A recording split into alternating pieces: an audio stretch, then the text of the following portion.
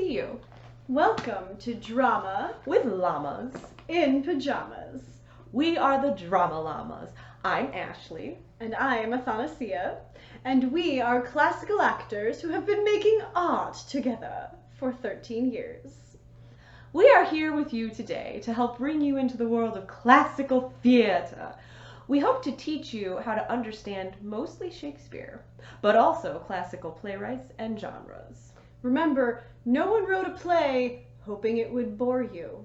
So we hope to help you not only understand, but to enjoy this work as well. So, get comfy in your pajamas. Grab your llamas And let's do some drama!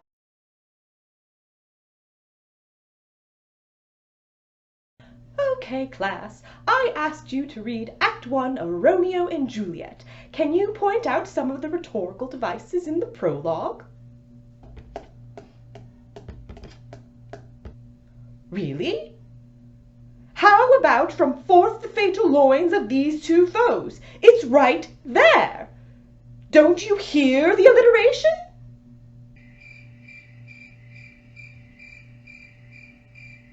A pair of star-crossed lovers take their life. In Shakespeare's day, they truly believed in the influence of astrology in their lives. Star-crossed is only a cliché because of Shakespeare, you know.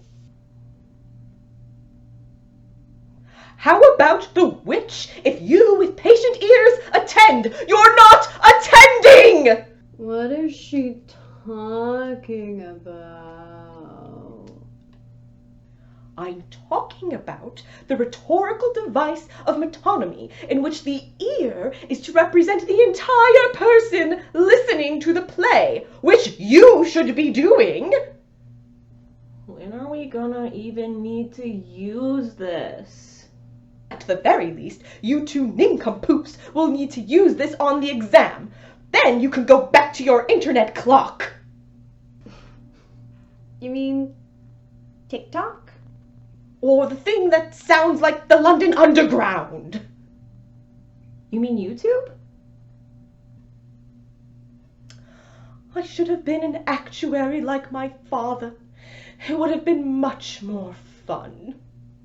I fear too early, for my mind misgives some consequence, yet hanging in the stars shall bitterly begin his fearful date with this night's revels, and expire the term of a despised life closed in my breast by some vile forfeit of untimely death. But he that hath the steerage of my course direct my sail. On, lusty gentlemen! I have always loved the metonymy for the sail being the whole boat, which is a metaphor too. Yeah, and bitterly begin is a really fun alliteration to say. And even in Act 1, Scene 4, he is already complaining about the stars. Oh. I guess we actually did use that stuff our teacher was talking about. Remember your 9th grade English teacher from episode 1? She did one thing right when it comes to Shakespeare. She introduced you to all the different ways Shakespeare manipulated language for effect. We call them rhetorical devices. Of course, you really only feel the power of these devices when you say them out loud, or experience them in some other way that's meaningful to you. Let's revisit that concept from 9th grade English and see how Shakespeare uses these devices to get inside the hearts and minds of his characters. Before we delve into specific sleights of hand, it is helpful to go over some aspects of the Elizabethan worldview that a Shakespearean theatergoer would have resonated with. We introduced you to the life and times of an Elizabethan English person in episode 6. If you're not caught up, go back and watch it. Now, I'll show you the direct influence those experiences had on the words Shakespeare chose. And because I'm a nerd, I will use another book to tell you all about it. You can find the information in the description if you want to read it yourself. And if you are seriously interested in acting, you should. It is The Actor and the Text by Cicely Berry. A major change of view between Elizabethan thinking and our own came about with Descartes in the mid-17th century, whose dualism separated mind from matter, soul from body. And so now we tend to think of each part of ourselves as a separate entity. The Elizabethans, however, did not suppose a disjunction between mind and matter. They perceived each part of their body to have a function, and each part served the whole person, the soul. Thus, the liver was responsible for the vegetal functions, the heart for the vital functions, and the brain for the sensitive functions of thought, imagination, fancy, reason, etc. Further, they believed that we were formed by a combination of the four elements: earth, air, water, and fire, which, mixed differently for each person, shaped our temperament. And so, all the time we have an awareness of the possibility of change in the disposition of each character. The Elizabethans further believed that God created the universe out of nothing, and that there was a scale or hierarchy into which everything fitted, so that the order went from God and the angels down to man, woman, animals, vegetation, and lastly to inanimate things such as stones. But because man had both soul and body, he was in a unique position in this order, and his actions had implications both outside himself in nature and within himself in that action could change his own nature and identity. They believed in the influence of the stars on the individual. Their influence was determined by their position at birth or conception, whichever point of view you favored. They believed in the Aristotelian idea that to know the cause of things was to know their nature. In other words, the closer we investigate the cause of things, the better we will know how to act. It would firm up our purpose. And the marvelous thing about this is that it helps us to find the structure of a speech and how the great speeches work things right from the beginning. And from that exploration, a path of action is found. What is important about all this is that we see there is an inquiry going on all the time into the nature of being, into the cause and end of our life, our position into the universe, and in our own natural function and order. And that inquiry is implicit in the language always. Not heavy, but just there. As actors, we obviously do not carry this information around with us all the time, but an underlying awareness of it helps us to find the right balance between the argument and the feeling. Interesting stuff. I think so. No, that was serious. That was not sarcasm. I didn't think so. Oh, okay. Moving on. One rhetorical device Shakespeare used a lot was analogies, which covers a few devices actually: simile, metaphor, metonymy, and symbolism. Let's start with simile and metaphor because these two sometimes get mixed up. Simile is when you compare two different things to each other using like and as. A metaphor is when you compare two different things by saying one thing is another. Basically, the difference is that simile is explicit, or simile is the thing you are talking about. It is like the thing you are comparing it to. And metaphor is implicit, or metaphor is saying the thing you are talking about is the thing you are comparing it to. Let's do some examples to clear that up.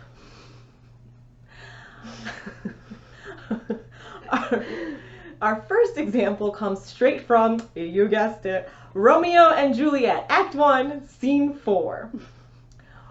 Romeo says, "Is love a tender thing?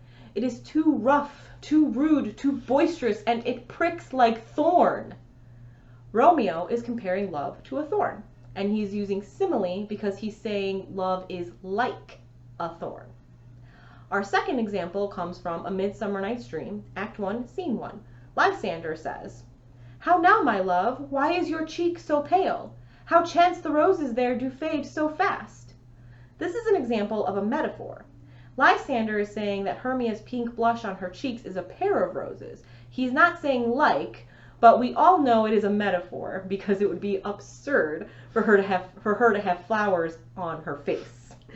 Sometimes metaphors will become very involved with multiple parts that explain to characters' thoughts about the topics being compared. This is called an extended metaphor. It happens in this scene from A Midsummer Night's Dream when Hermia responds to Lysander, "The like from want of rain, which I could well beteem them from the tempest of my eyes." She is saying that the flowers in her cheeks faded away because they didn't get water, but she could fix this problem because she is about to cry.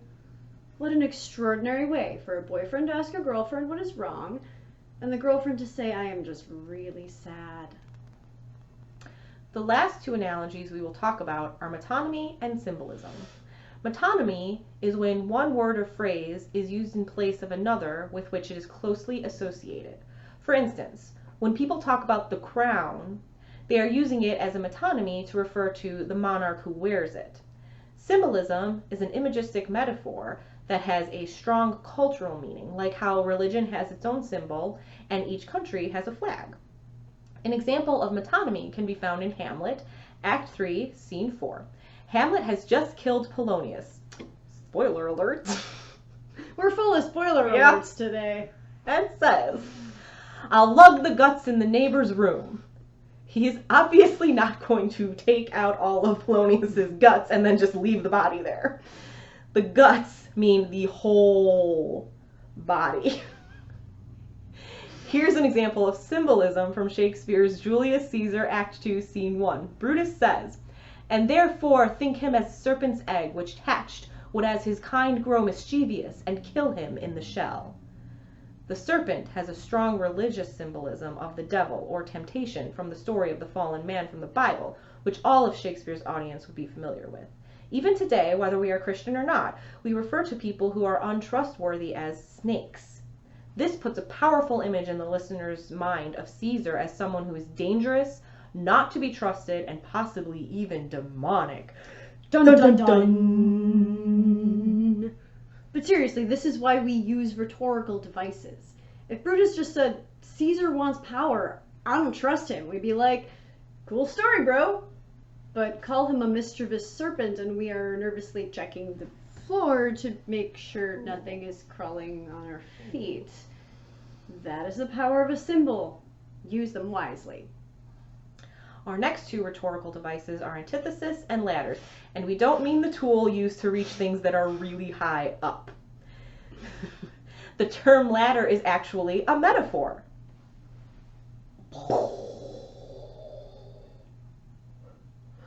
Antithesis is pretty much what it sounds like, juxtaposing two opposites against each other for dramatic effect.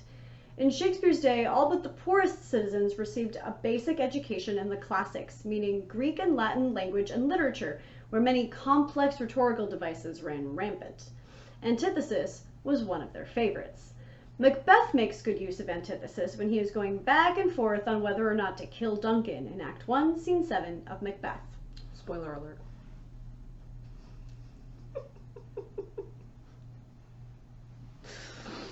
Oh. He starts his soliloquy, If it were done when 'tis done, then 'twere well it were done quickly. If the assassination could trammel up the consequence, and catch with his surcease success, that but this blow might be the be-all and the end-all here, but here, upon this bank and shoal of time, we jump the life to come. Macbeth anticipates a stark contrast between the consequence of the murder on Earth versus in heaven. On Earth, killing Duncan could make him king, could make him successful, and help him achieve the ultimate goal. Obviously, murder sends people to hell in an early modern English religious mindset. But Macbeth wonders if the achievement of being king in the present moment will feel so good that it is worth giving up eternity for. The antithesis between this bank and shoal of time and the life to come presents him with a tempting dilemma. I'd also like to point out that the be-all and the end-all and the word assassination were both invented by Shakespeare. Moving right along, Macbeth continues, He's here in double trust. First, as I am his kinsman and his subject, strong both against the deed. Then as his host, who should against his murderer shut the door, not bear the knife myself. This is actually a very small antithesis, with only the words the deed and bear the knife myself representing the murderous act. It looks like Macbeth's motivations for remaining loyal to the king are starting to win over in his mind. A kinsman, a subject, and a host are three positive identities that function as the opposite of a murderer. He continues, Besides, this Duncan hath borne his faculties so meek, hath been so clear in his great office, that his virtues will plead like angels, trumpet-tongued against the deep damnation of his taking off. Here, meek, clear, virtues, angels, and trumpet are all biblical references set up in antithesis against deep damnation. Again, it looks like there are more weights on the scale of no than yes in the should I murder him question. He finishes the soliloquy. I have no spur to prick the sides of my intent, but only vaulting ambition, which o'erleaps itself and falls on the other. Here is a medieval sports antithesis. He's comparing jousting while riding a horse using spurs to make the horse go faster, with pole vaulting, which involves seeing how high you can jump, landing in a certain spot, and not going any further. There are metaphors in here too. Macbeth's ambition to be king is the vault, a height he wishes to reach, but doesn't have the motivation to go all the way. He doesn't have any external reasons that would be the spur to continue on with this plan. We can see now that he has decided to spare the monarch's life. Is that what happens in Macbeth, though? It is the very antithesis of what happens in Macbeth, but that is in a later scene. Hashtag pun intended. Next, let's talk about ladders. Ladders are a series or sequence of phrases or ideas that gradually increase in importance or force. We will perform an example from Richard III, Act 1, Scene 2. In this scene, Richard is crashing the funeral of Lady Anne's father-in-law. Plot twist, and spoiler alert, Richard is the one who killed him. Listen to how their arguments build on each other all the way to the top of the ladder. And while you're at it, see if you can pick out the antithesis and analogies. Lady, you know no rules of charity, which renders good for bad, blessings for curses. Villain, thou knowest no law of God nor man, no beast so fierce but knows some touch of pity. But I know none, and therefore I am no beast. Oh, wonderful when devils tell the truth. More wonderful when angels are so angry. Vouchsafe divine perfection of a woman, of these supposed crimes, to give me leave by circumstance but to acquit myself. Vouchsafe diffused infection of a man, for these known evils, but to give me leave by circumstance to curse thy cursed self. Fairer than tongue can name thee. Let me have some patient leisure to excuse myself. Fouler than heart can think thee. Thou canst make no excuse current but to hang thyself. By such despair I should accuse myself. And by despairing shalt thou stand excused for doing worthy vengeance on thyself that didst unworthy slaughter upon others. Say that I slew them not. Then say they were not slain, but dead they are, and devilish slave by thee. See.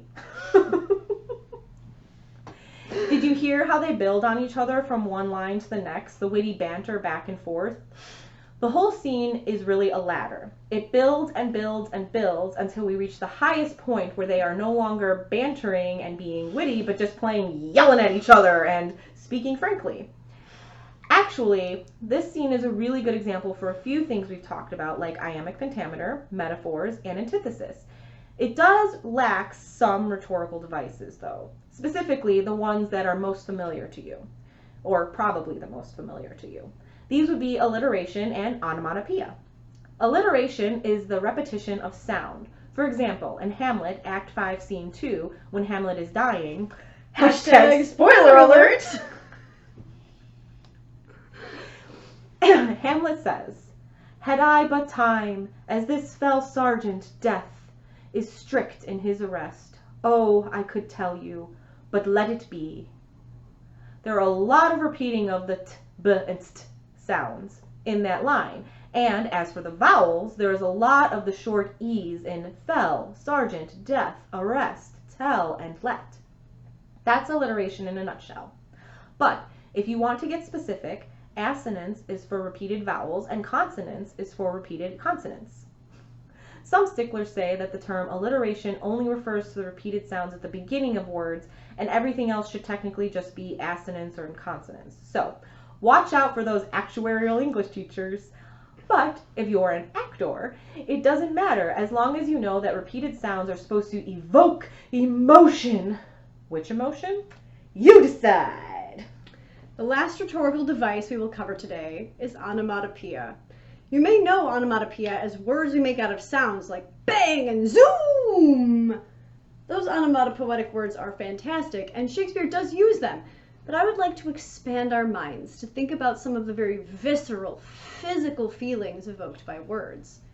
In King Lear, Act 4, Scene 4, Lear's youngest daughter Cordelia sees him after a long time and is dismayed with how much he has declined in his old age. She says, "Alack, 'tis he! Why, he was met e'en now, as mad as the vexed sea, singing aloud, crowned with rank fumiter and furrow weeds, with hardocks, hemlocks, nettles, cuckoo flowers, darnel, and all the idle weeds that grow in our sustaining corn." Singing is the only obvious onomatopoeia word in this passage, but when you think about expressions like alack, that were used only to express an emotion of sadness or loss, and words like aloud, rank, and cuckoo flowers that really truly sound like what they mean, you can see how the concept of onomatopoeia is a real gift to actor and spectator alike, connecting us with the story. I challenge you to speak a passage you are asked to learn very slowly and enunciate it very clearly, so you get a sense of what sounds are in the words and what feelings they correspond to.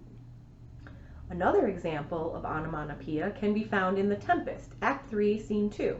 In this scene, Caliban is talking to Stephano, who just arrived to the island. Caliban is saying, "Yeah, it's a magical place and it's weird here, but it's in a good way. Be not afeard. The isle is full of noises, sounds, and sweet airs that give delight and hurt not. Sometimes 1,000 twangling instruments will hum about mine ears, and sometimes voices that if I then had waked for after long sleep, will make me sleep again, and then in dreaming the clouds methought would open and show riches ready to drop upon me, that when I waked I'd cried to dream again." Listen to the word afeard. That sounds a lot like fear. It brings to mind the feeling of a chill running down your spine. It is an imagistic kind of word. Another onomatopoetic word from this monologue are noise, sound, twangling, hum, drop, and cried. You could also argue that hurt, dreaming, and voices also sound like what they are. Having a passage like this can make us really feel like we are on a magical island. Remember, back in Shakespeare's day, there were no costumes, sets, or lighting. Onomatopoeia was the 17th century version of special effects. These are just some examples of the many rhetorical devices that writers use to make their language come alive. I'm sure you have already heard of some of them, but seeing exactly how they function in Shakespeare's text will help a passage go from a block of words to a series of exciting ideas. And a few, like the ladders, aren't used much in modern times, so it's helpful to be listening for them if we want to experience what Shakespeare intended his audience to experience. Think of each device like an extra color. The more you learn, the fancier the Crayola set you have, and the better art you can create for your own audiences. Tune in next time, and we'll give you a backstage pass so you can see all these concepts come together as actors prepare for a performance. We will also let you in on another art form you may not be super familiar with, or maybe you are. Stay tuned and find out. And please remember, if you like our vibe, there is that button that is called subscribe.